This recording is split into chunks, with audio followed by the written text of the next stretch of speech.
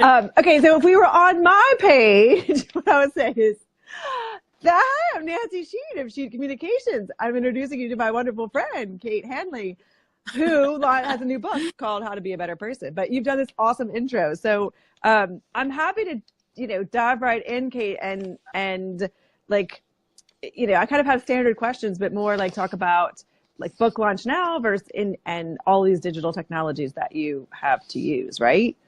Yes. So one of my first questions is like, what's been I use the word game changer, but like in terms of this online digital marketing behemoth that it is, what to you would you say was like the game changer, either recently in growing your platform or specific to your book launch?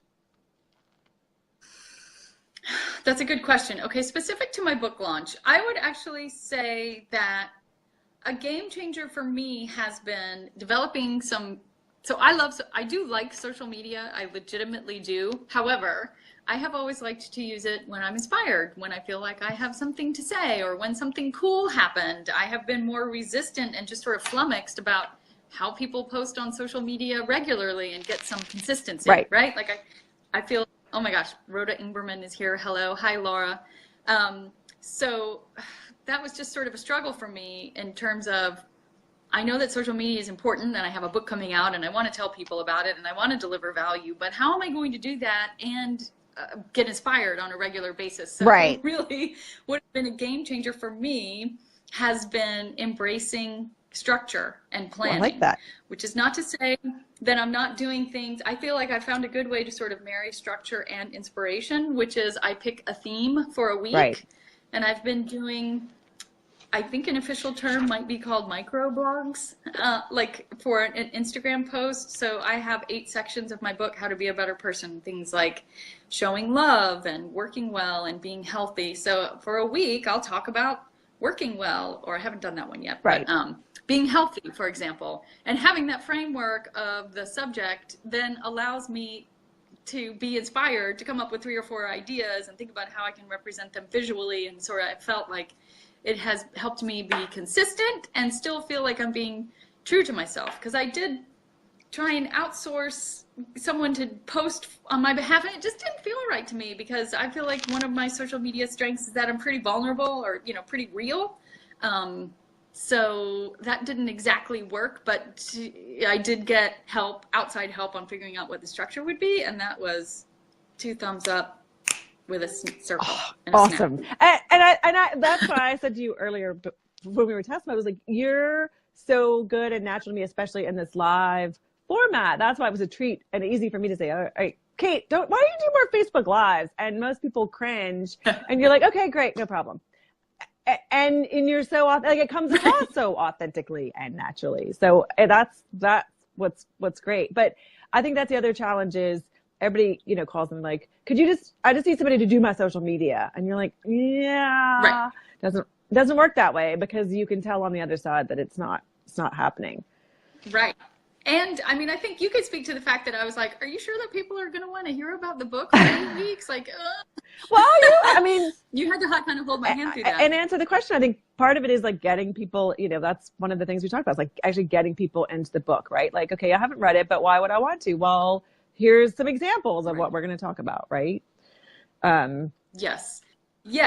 And that reminds me of something which I think can be sort of a conflict for authors, right? Which is this idea of giving away your content for free. Yeah. Right? Like how much is too much and how much is too little. And I would just wager that I haven't really found the ceiling yet of what feels like giving away too much content for free. I think that the more you can really like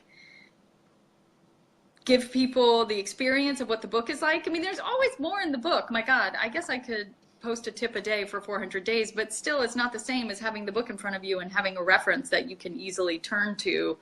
I like the whole diving into a section of the book for a week and talking about it in my newsletter and talking about it on Instagram. I kind of have melted some of that resistance to, but what if I like, right. They won't buy the book if I'm telling them what's in it. Right. And so is that hasn't been that hasn't been your experience. But I think also it's that, and I think it's the other pieces, you know, we've talked about is like just putting up a button on a social media page that says buy my book. Well, that's a big ask for somebody who's never heard of you before, right? For those of us that love you, no problem. Got it. Going to do the pre-order, whatever. But as you said, breaking it up into those pieces to baby step people into your content, they need a little warm up. They need to like get to know the awesome Kate Hanley person before they get in. Right. Right. Okay. Yes. Well, I love that. But that is a huge issue for a lot of people. They're like, well, no, I don't want to give that away. I can't make that an opt-in. I can't use that because that's, you know, part of what's in the book. And I think seeing it as a way to sort of a door opener versus, you know, you get the whole thing is very important. Sorry, I have to go to my notes since I can't see where we are. Okay, so the next question is, personally for you, and it may be a personal professional, what's your favorite platform, or what's your favorite, where do you feel either most at home or most connected to your people? Just, you know, and for some people, personal's one and professional's the other. So you can answer two ways. Okay. Yeah, it's interesting. I would say that I love Facebook. If you looked at my usage, which I don't ever really want to do, but there are apps for that. We can track that if you want. That would be a little right. I know, and I would want to use it in to bring more awareness and maybe get a little bit less addicted. But just in terms of like where I go the most frequently, it's absolutely 100% Facebook. Okay. And mostly to my personal page. I mean, I do love building engagement on my professional page, on my like Kate Hanley author, but I get better engagement on my Kate Hanley personal page. And so I kind of post about my work on both of those places.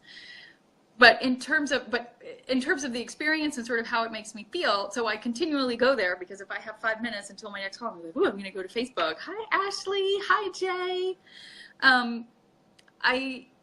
I also it can just sort of make me feel overwhelmed and like I'm just in a kind of a vast ocean, like one drop in a vast ocean in terms of if I'm trying to put something forward. And that's, you know, I understand that Facebook is a business, but a lot of times in order to feel like something is going to get seen by a lot of people on Facebook, you have to pay to play, which is not necessarily bad, but it's not the same as I feel like I love the engagement that I get on Instagram. Okay. That was my next question. Sort of like when we first started talking about your book launch, you were not exactly new to Instagram, but you're like, I don't know. I'm still confused about how I'm going to use Instagram. And I was like, you have to. Right. I didn't know how visual my stuff was. I talk a lot about different ways to think, for example. I'm like, how do you take a picture of that? Like, so that, you know, that was a barrier that I just had to get over. And have you honestly, and I do feel well, have I? Let's see. How have I been doing it?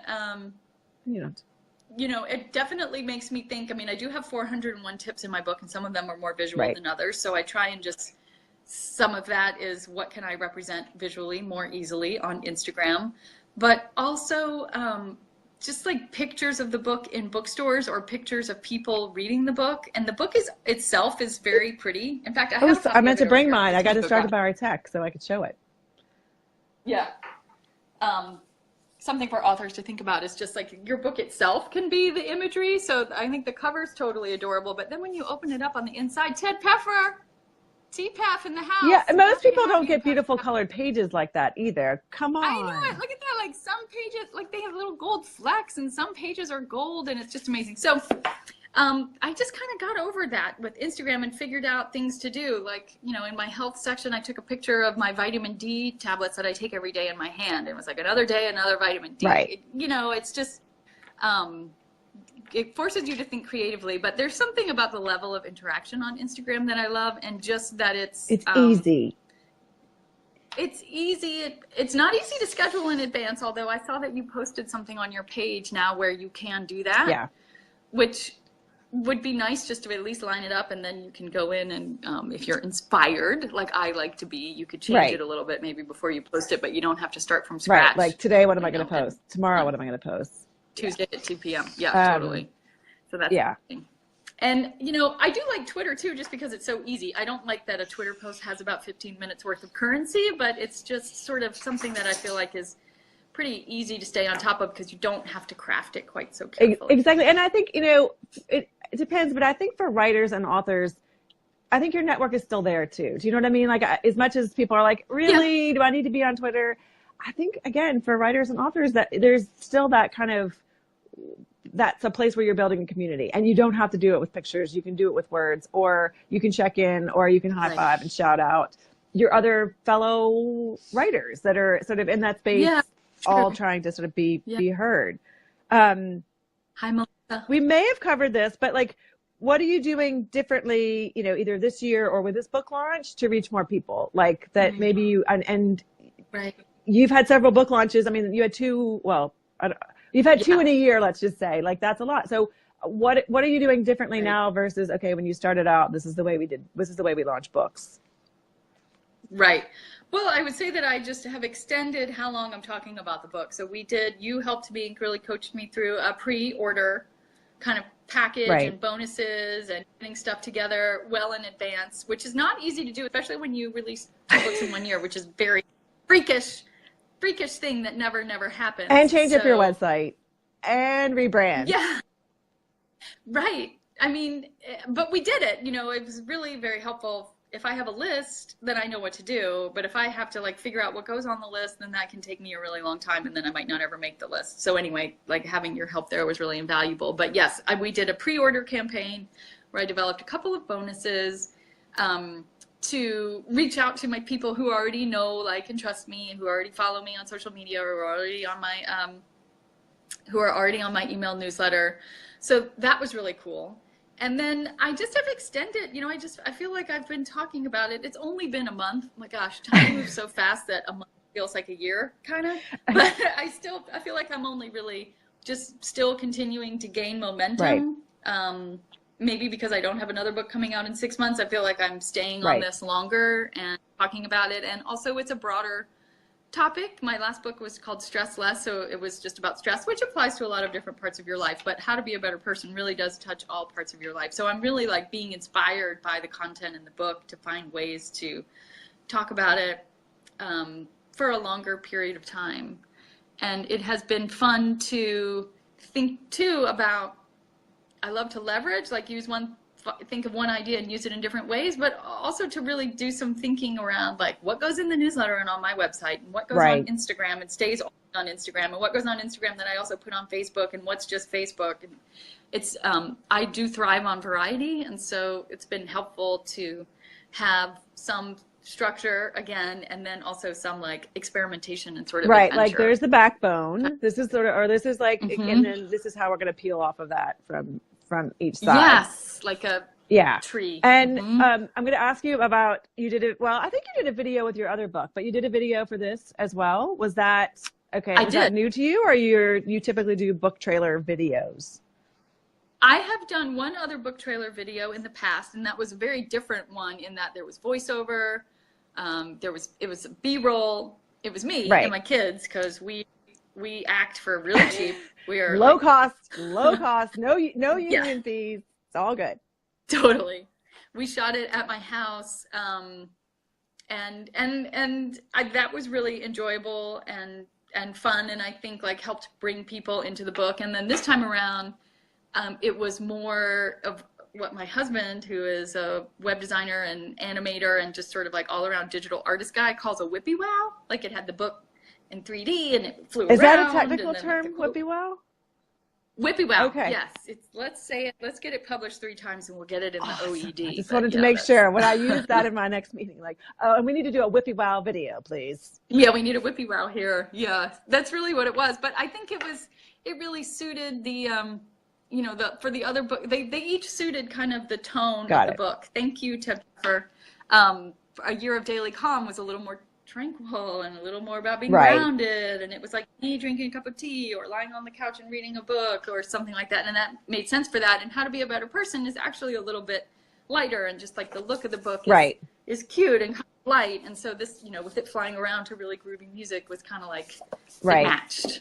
So that was fun. And, I think it ended up getting like 5,000 views. Well, I just thought it was inspiring. It was whimsical. It wasn't long, right? Like, I think that was the other piece. Like, it wasn't long, and you didn't dive in and say, buy my book. It was kind of like, the reasons why, you might want to consider this. Right. Like that's what we would do. Very simple. I do love working on book video trailers. If anybody out there has a book and it's like, I don't know what to do, like reach out to me, because I love talking about it, because you really just distill it down to this one idea. I think all I did was show quotes, and then I had like one line of text. Like that's it. I think when authors think like, oh, I got to do a book trivia video, it's going to be pages and pages and pages of notes and things that I have to create, and it's really not about that. It's like edit. Here's the one idea, and because we have whatever 0.8 seconds to make it happen. That's true. Yes, and also now, just any authors watching this, like you want your video to have text on every frame, so that if people don't click the volume button, they still know what's going on. Right. Like kind of like the moving Harry Potter pictures in their feed, they can still get the gist of it. And that was different from when I had done my last video trailer. That wasn't really in existence. So it's kind of cool to figure out like what's the latest and greatest and how to apply that. Best practices. Yeah. So, well, I would be curious to say what is your secret sauce in terms of what's the magic of Kate Hanley in terms of connecting with your people, right? Like some people have humor, some people have literally like every day they give a tip. Like what do you think is the Kate Hanley secret sauce? Right. Golly, I feel like I need someone else to answer that question for me. Like that's kind of. I know. I was about to say, like, I think I know what this is, but I'm curious if you have a sense of like, or when you're doing marketing, what's your point of differentiation from another author who wrote, How to Be a Great Person? Just kidding. Like, there's not that book. Right.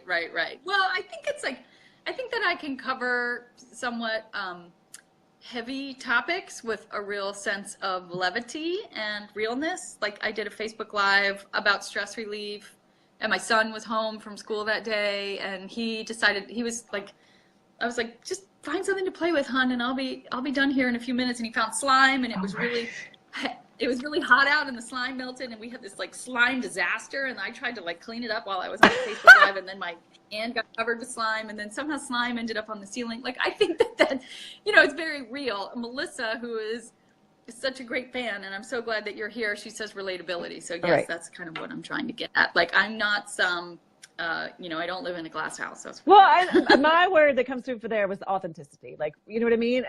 As well, and I think relatability is even better because it's accessible authenticity. Do you know what I mean? Like, which probably is the word is relatable, but that's what I love. Of like, or where was the one when your daughter was like your camera crew while you were opening your packages? Like, yes. It's not like there was no perfection in that. It's not like we have to get the lighting right or the kids have to be in the other room. Right. It was awesome. And we're all like, yeah, I want to be in Kate Hanley's world. I mean, that's kind of amazing. That's what's amazing about Facebook Live. I think that Facebook Live has put Facebook kind of more up towards the top of one of my favorite social media. Like it kind of edged it ahead of Instagram because it's so easy. You just turn on the button and you start talking. And the ones that I watch are the people who are like, I have a friend who was doing a Facebook Live the other day. She was using a toothpick. I love that. Like that. I wouldn't necessarily go to that level, but I was just like, here I am watching my friend with a toothpick, like talk about the eclipse. Okay. So this is great. The other thing I wanted to say, this is your secret sauce, but you do it. What you do really well, just as a tactic, and I think I've told you this, but you do manage to find the best viral videos to share. And I don't typically like people who do that, but I have to say you have a knack for finding the ones that will make me stop and be like, all right, I'll watch this viral video. So that is a skill. That's so awesome. That makes me so happy. That is a skill. Not everybody has it. Because that's my mission statement. I actually wrote a mission statement for my my Kate Hanley author page, and I was like, I promise to only share useful content related to being a better person and feeling your best and the highest quality memes. That's perfect. You do it really well. You really. I didn't even know that was your mission statement, but I would say that you are definitely living your mission. And one of the questions I didn't ask is, sort of, if you don't mind sharing with our people, some stats in terms of like at the end of the day, and I think we're seeing a shift from this. So in the olden days of social media, if there were such things, how many likes do you have? How many followers do you have? And even I think you and I talk like part of your platform as an author, they want those numbers. It's a delicate balance between quantity and then the things like you and I've talked about is tracking the quality and engagement, right? So at the end of the day, what do you use as kind of like, this is my most, this is a stat I'm proud of, or this is what I'm tracking, and this is what's the most meaningful to me in terms of what I'm watching. And book sales is obviously one, but what's your take on like what your success measurement is? Since I started blogging, I started my website. It was Ms. Mindbody for 10 years, and I started it in 2005, I think. And from the very beginning, I was like, you know what? I don't care about traffic. I don't want to be hoping that I write some blog post that goes viral so I can say I got 1 million visitors one month and then I went back down to 10,000 the next month. I want to be able to demonstrate that I have a relationship with people and that they have invited me into their inbox. So I have always really prized my email newsletter subscriber numbers. So that's really what I look at the most. And yeah, and and that also, that's something that keeps you thinking about, like, what do my people need? What's a freebie that I can design that's going to draw in just the right people who are going to be really going to be digging my special sauce, right? So that's like a fun, creative lens that inspires me to think about what those people need to hear when they sit down on Wednesday morning and my email open. They see my email in their inbox. Other than that, I would just an interesting insight. I don't know how helpful this is. I have like 1,613 likes on my Kate Hanley author page. So I rebranded over the last summer. What year is it? I'm not even sure.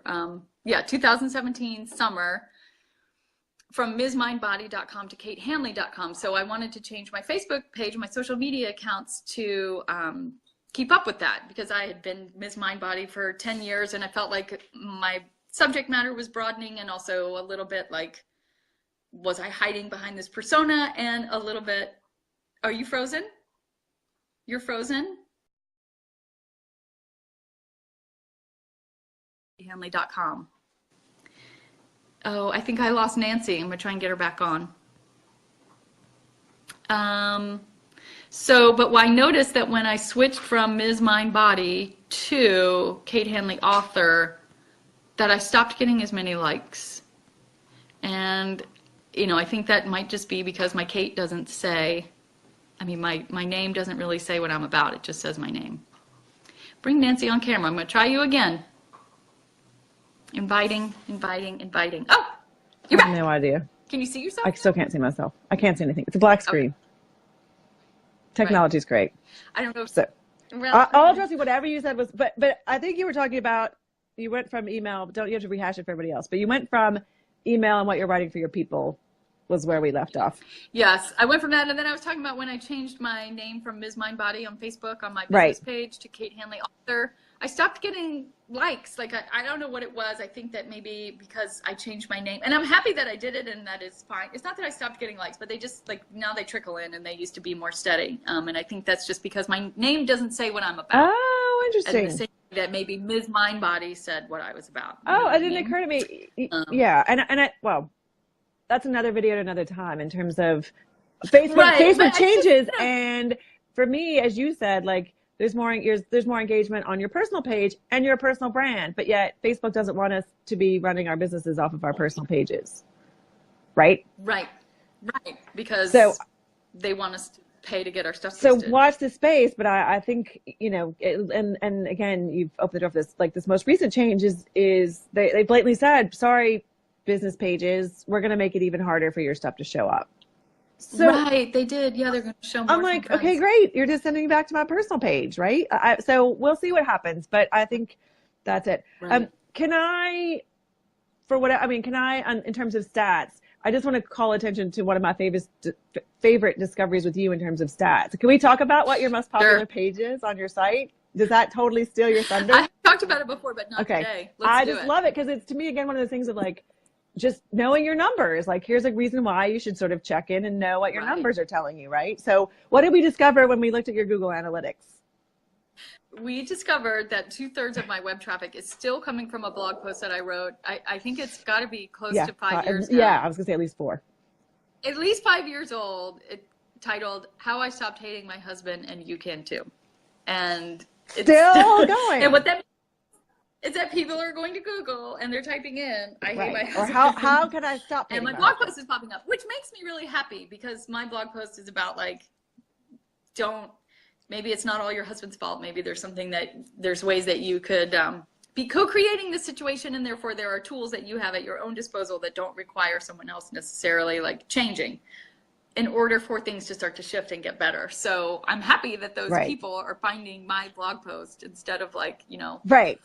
hire a contract Exactly. killer or something. First steps, hire an attorney. Second steps, go to the bank, right? But it was great. So Right. that was information you could also act on, in terms of knowing that. Yes. So as opposed to, creating content around that as an avenue to get people to your new book was something that was sort of fun to do, but it's also knowledge of like, okay, that was telling you an audience wants this information. So how do you build other content around that? Right.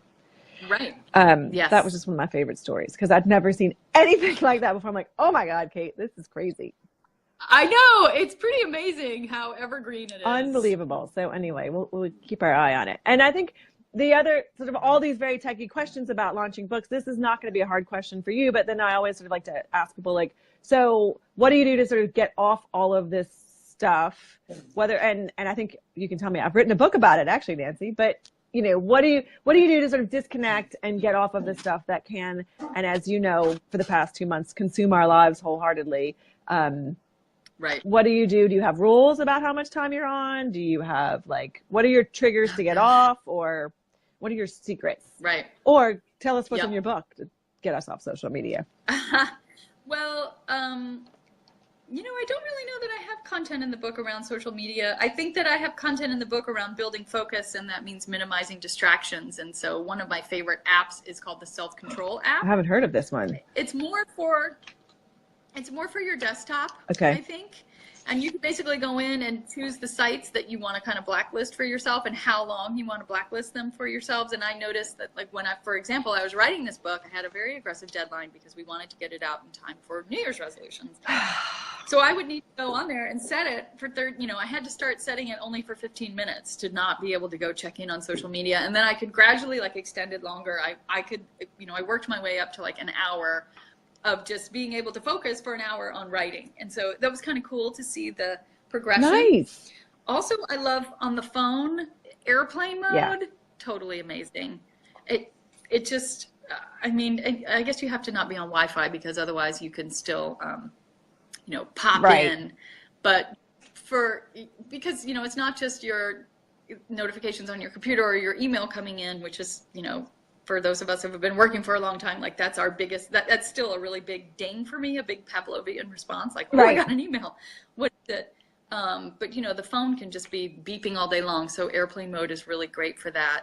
Or just, and I had one more thing that I was going to say, but I can't remember what it is now because my dog starting to pretend that it's dinner time, but it's right. only Well, I was going to say, we haven't been interrupted by my dog, but I have a feeling I'll be having high school kids come walking in saying, why didn't you come pick me up at the end of the road? So we'll do that. But okay, it was. Thank you for solving our technology problems. I hope I've stayed in frame. But this was so fun, and I really appreciate all of the zest that you brought to this, because I think for social media, you kind of gotta have that enthusiasm for it. And it was just a dream watching you sort of bring it all to the table. So thank you for that. And oh my gosh, Nancy, could not have done it without you. Thank you for giving me structure and giving me marching orders. Hey, and this is what you have to encouraging do. me. And look how technologically savvy you don't have to be able to do that, because here I am staring at a black screen talking to you. It's fine. Anyway, thank you very much, Kate. I'll get this we'll go offline and I'll get this from you and we'll share it. And then I'm going to put it on my site and I'm going to share some of this awesome, some of the stuff that you shared, kind of show notes, so we can get people back to your book. Great. So thank you for your patience, Kate. It was fun and nice to meet all of your virtual people online, and thanks for making it all work. You guys, Nancy's great. Oh, Nancy's you're very great. nice. I'm going to go tag her in the You're comments very, so very nice. Thank you, Kate. I'm going to I think sign out before we get there, but I'll see you offline. Okay, great. Thanks, Thank you. Nancy. Bye. Bye. Have a great rest.